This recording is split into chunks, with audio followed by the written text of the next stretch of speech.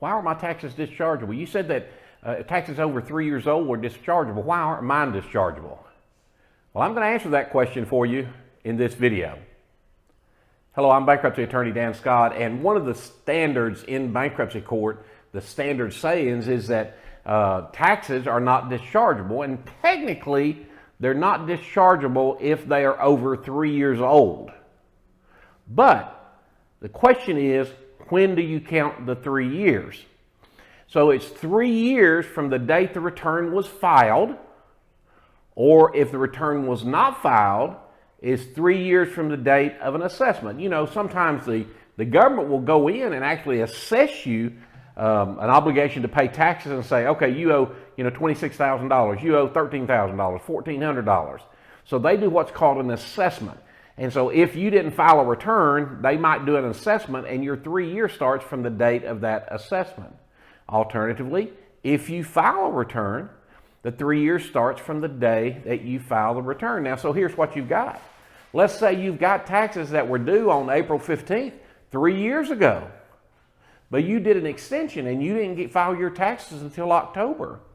Well, while it might be 3 years from April 15th, unless there was an assessment between April 15th and October 15th, which there almost never is, unless there was an assessment, your time doesn't start to run, your 3 years doesn't start to run until the return is filed with the Internal Revenue Service. So you just get a little confusion there. You think 3 years is a hard and fast rule, and it is a 3-year rule, but it's based on when you filed your return or when an assessment was issued.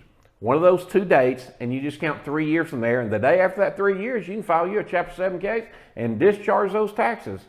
But you better be sure, if you enter into a deferred payment agreement with the IRS, guess what happens?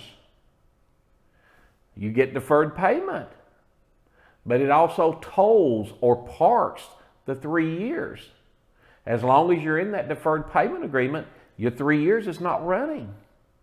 So see, there's a number of very unique things you have to understand or know in order to determine whether the 3 years has expired or not. It's not just looking at the calendar and say, okay, April 15th, 3 years, oh, we're 3 years and a day out there. Maybe there's some other things that you got to know. Hope this is helpful to you.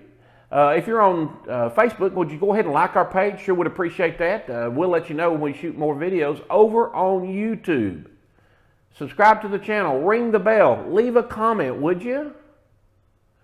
Appreciate you. Talk soon.